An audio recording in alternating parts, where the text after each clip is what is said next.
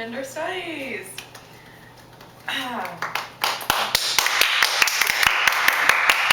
Thank you. Thank you so much. Okay. Someone yells behind me, "You slut!" One grabs my short hair, pulling me back into the alleyway.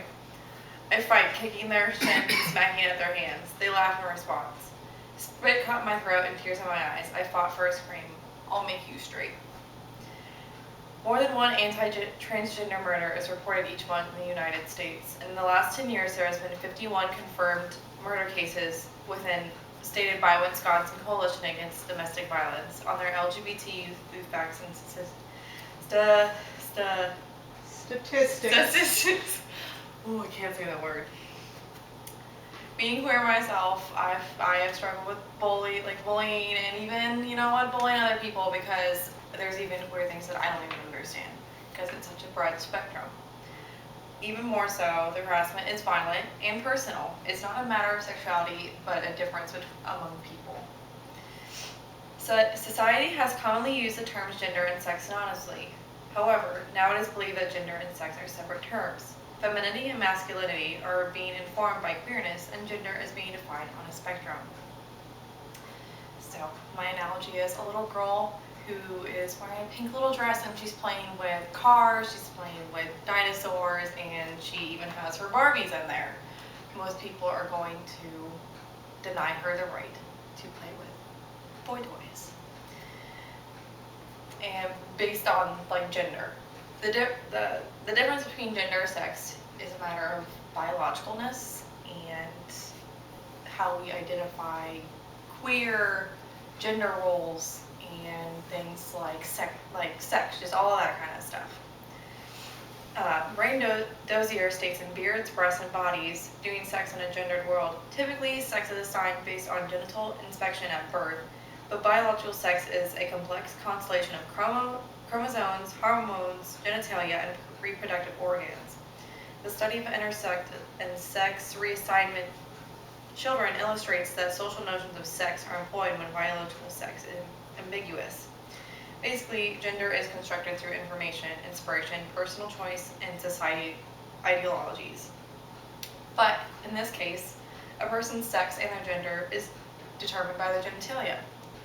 There is a variety of behaviors such as femininity and masculinity, all learned from our guardians, family members, peers, and inspirations. This is essential to our knowledge so that we can defer from using these terms synonymously, when in fact they are two divergent ideas.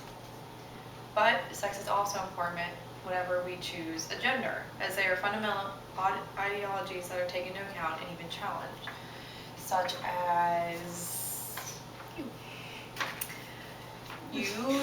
people would consider you queer because you have short hair. You don't really like to identify as anything besides yourself. Or even I can be considered queer because even though I'm feminine, I can have a masculine attitude or behavior. I can be dominant in that respect. But masculinity and femininity are established from these sects of sects and are associated with gender roles. Biological gender classifies a person through any combination of body type.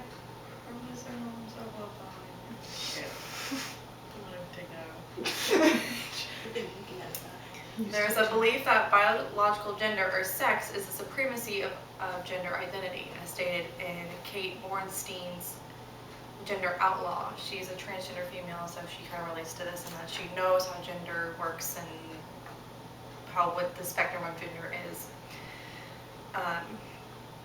Because of the assignment at birth, we establish our own biological sex and gender. But gender can be, and usually is, founded by femininity and masculinity, and a mixture or lack of both, as some attributes may be more appealing to a person. So some guys are more feminine in the respect that they're sensitive and that they are emotional, and some women are considered things like bitches because they're dominant, they know what they want, and they are not going to let anyone stand in their way. And so that's how gender kind of forms. Gender is a societal concept developed by individuality, cognitive development, peer family ideologies, gender roles, and heteronormative society. Gender is merely expressive. You can choose what you want to do, you can choose what you want to be, you can choose your identity. That's what it's all about. It's not limited to heterosexuals, homosexuals, pansexuals, whatever, demisexuals, whatever there is. There's even examples of intersex children. Usually when they're when they are like a hermaphrodite, the doctor chooses the most dominant genitalia. So like say if they're male dominant, of course they're gonna like remove the vagina, they're gonna sew it up, whatever they're gonna do, because to our society, you can't have both. That's just weird. In our heteronorm society, you can't have that. You can't be both genders. It goes back to religion, it goes back to whatever. In the literature of intersexuality, issues such as announcing a baby's gender at the time of delivery, post-delivery discussions with the parents, and consultations with patients and adolescents are considered only peripherally to essential medicine issues, etiology, diagnosis, and surgical procedures. Yet, members of medical teams have standard practices for managing intersexuality that rely ultimately on cultural understandings of gender, says Suzanne Kessler in The Medical Construction of Gender. Biological sex determines gender. Colors and behaviors are associated at birth. So if you're a male, you get blue. If you're a female, you get pink. That's just how it is. And then throughout society, you grow up and you're like, oh, I like Barbies because I'm a girl. I like trucks because I'm a boy. And that's supposed to be defined as what is normal. Societal standards have made it unallowable for anything different than its own norms. Two genitalias, intersex, trans children, all of that is misconstrued and it's not thought of. It's just seen as a sin, it's seen as repulsive, it seems something they don't understand, so they just completely ignore it, they neglect it. But all this has to do with, again, heteronormativity. Heteronormativity is the ideology that heterosexuality is the norm within society. So that includes one female, one male, and get that together and whatever. Heteronormativity involves a concept that has been assumed since the beginning of time and even religion. Gender roles and restrictions, marriage restrictions, how gender roles have been transformed over time, and such like that, like with like freedom fighters and even women's liberation movements. They're like, oh, I don't want to wear a bra, so I'm not going to wear a bra. I don't want to wear a dress, I want to work. Like that's how it's changed. Like in the 1950s, 1960s, most women wanted to work, and once they were given that opportunity, they took it. But then after World War II ended, I think it was World War II. Vietnam was in the 60s. Huh? Vietnam was in the 60s. It was some, I don't remember what it was. Just saying. I'm sorry. But because of women's suffrage movements, involvement in more and feminist movements directed towards minorities, and recently masculinity, our gender roles have changed, such as gender attribution. Kate Bornstein speaks in Gender Outlaws on men, women, and the rest of us. There are things such as physical cues, which includes body, hair, voice, and movement. So like girls can do this. That's seen as kind of feminine. I don't know. What do guys do? Do this maybe?